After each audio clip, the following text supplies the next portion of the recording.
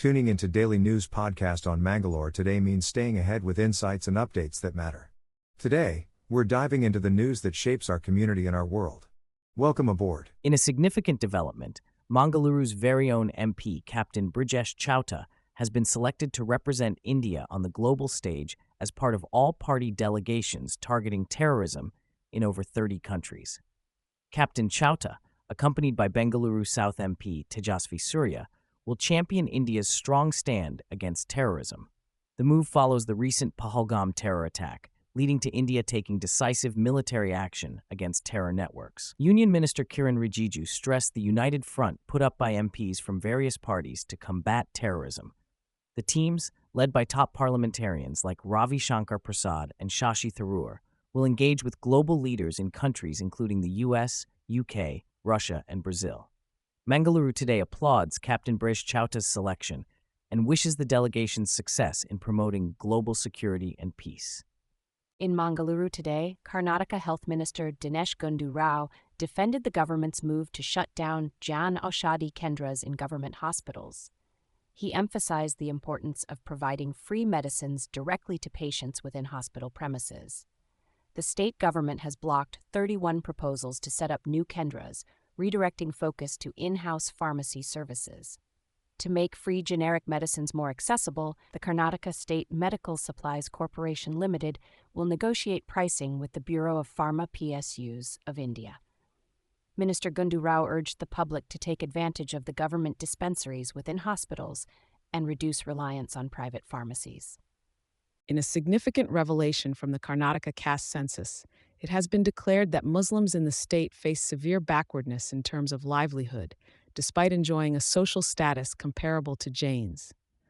The report suggests doubling the reservation for Muslims from 4% to 8% due to their extensive backwardness score of 89.25 out of 200.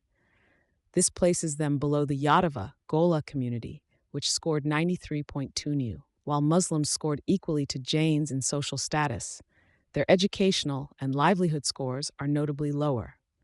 In contrast, Jains and Christians are classified as the most forward communities in Karnataka. This development supports Chief Minister Siddaramaya's push for increased reservations for Muslims, despite opposition from the BJP.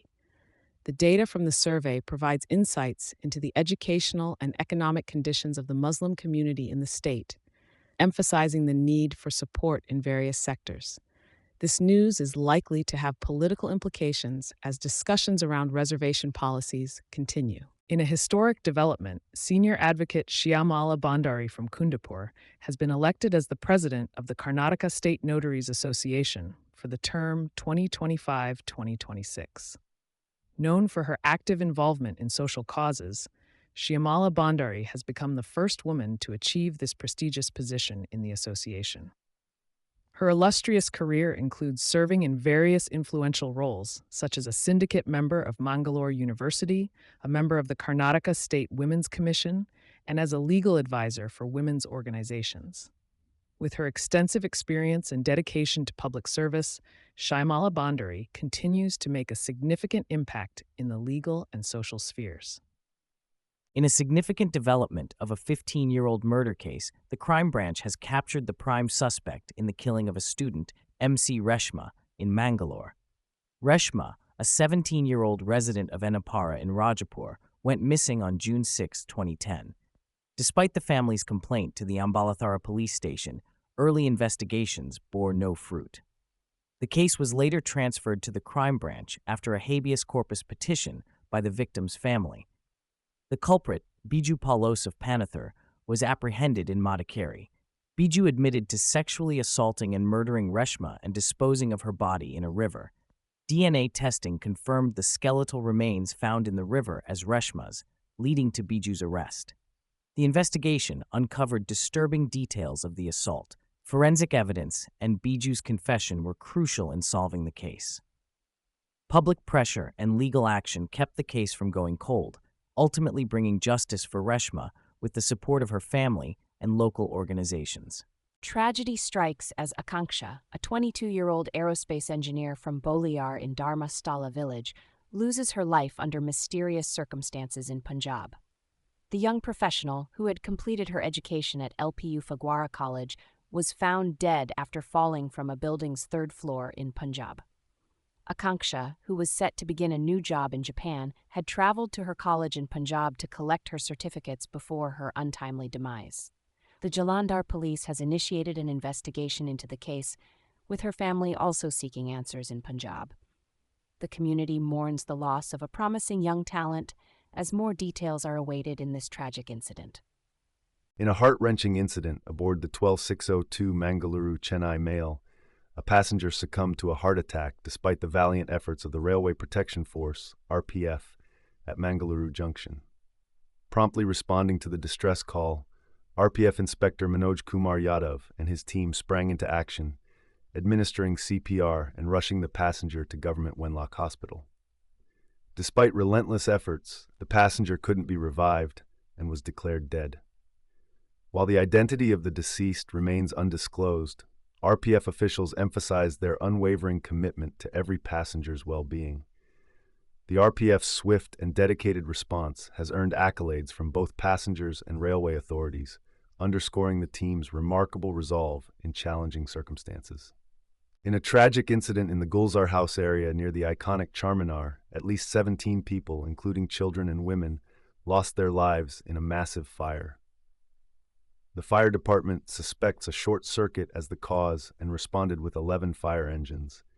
Despite efforts, lives were lost, and the injured were taken to hospitals. Union Minister G. Kishan Reddy visited the affected family and promised support, emphasizing the need to improve departments and technology. Chief Minister Revanth Reddy directed officials to expedite relief measures. The narrow lanes and interconnected structures in the area pose challenges for firefighting. PM Narendra Modi expressed condolences and announced financial aid for victims. The state government will provide detailed information soon. In a significant development, the Indian Institute of Technology, IIT Bombay, has decided to suspend its agreements with Turkish universities due to Turkey's support for Pakistan post the Indian operation known as Operation Sindoor. The institute's decision follows similar moves by other Indian institutions like Jawaharlal Nehru University, JNU, and Jamia Millia Islamia in Delhi. This backlash extends beyond academia, with Indian traders and tourists boycotting Turkey and Azerbaijan for their support to Pakistan. Over 3 lakh Indian visitors went to Turkey in 2024, generating revenue of 42.9 billion, while Azerbaijan hosted over 2 lakh Indian tourists, earning about 26 billion. However, these numbers are likely to drop as Indian travelers avoid these countries. Moreover, the Confederation of All India Traders, CIT, has announced a nationwide boycott of Turkish and Azerbaijani goods, urging Indian businesses to halt imports and disengage with companies from these nations. This diplomatic standoff between India and these countries could have far-reaching implications across various sectors, affecting education, tourism, and trade. In Mangalore update, President Draupadi Murmu extends birthday wishes to Vice President Jagdeep Dhankar. Vice President Dhankar, hailing from Kithana village in Rajasthan, took office as the 14th Vice President on August 11, 2022. President Murmu conveyed warm regards and blessings for good health and a long tenure in serving the nation to Vice President Dhankar on his special day. Mangalore today brings you the latest news from our region. In a tragic incident, 3 people were trapped in a church in St. Louis after a tornado struck, leading to 1 fatality. Across the nation, tornadoes have caused immense devastation, claiming the lives of at least 27 people. The mayor of St. Louis described it as one of the worst storms in the city's history, with heartbreaking damage. Nearby in Kentucky, 18 people lost their lives, and in Missouri, 7 lives were lost, with severe damage to infrastructure. The affected areas are struggling with relief efforts due to budget cuts affecting disaster response mechanisms. As the communities grapple with the aftermath, Mangalore today stands in solidarity with those affected and hopes for a swift recovery from the tragic events. In a major milestone for the Indian Space Research Organization, ISRO launched its 101st satellite, EOS-09, aboard the PSLV C-61. Unfortunately, the mission faced a setback when the satellite failed minutes after the launch. The chief of ISRO mentioned that the performance was normal till the second stage, and they will come back after analysis. The mission aimed at promoting sustainability, with EOS-09 equipped with deorbiting fuel for safe disposal after the mission. EOS-09, an advanced Earth observation satellite, enhances India's surveillance capabilities with its high-resolution imaging technology. Scientists and tourists gathered at the Satish Dhawan Space Center, Sriharikota, to witness the historic launch, but were disappointed due to security restrictions amid India-Pakistan tensions. Despite the setback, the enthusiasm and pride for ISRO's accomplishments remain high among the visitors, showcasing the growing interest and support for India's space exploration endeavors. In a shocking turn of events, Jyoti Malhotra, a popular YouTuber known for her travel videos, has been arrested in Hisar, Haryana, for sharing Indian military information with Pakistan. Along with Malhotra, 5 others from Punjab and Haryana have also been arrested on espionage charges. Malhotra, who described herself as a nomadic Leo girl wanderer on her channel Travel with Joe, confessed to meeting Pakistani officials and sharing sensitive information through platforms like WhatsApp and Snapchat. The 33-year-old had even visited Pakistan twice, claiming to explore Hindu pilgrimage sites. This revelation has sent shockwaves through the community. In a separate incident, a security guard and a student have also been arrested on similar charges in Haryana. The authorities are taking strict actions against those compromising national security. Stay tuned as the investigation unfolds. Thank you for spending your evening with us. For extended coverage and further news, MangaloreToday.com is just a click away. Subscribing to our channel means you're always in the loop. We appreciate your support. Until next time.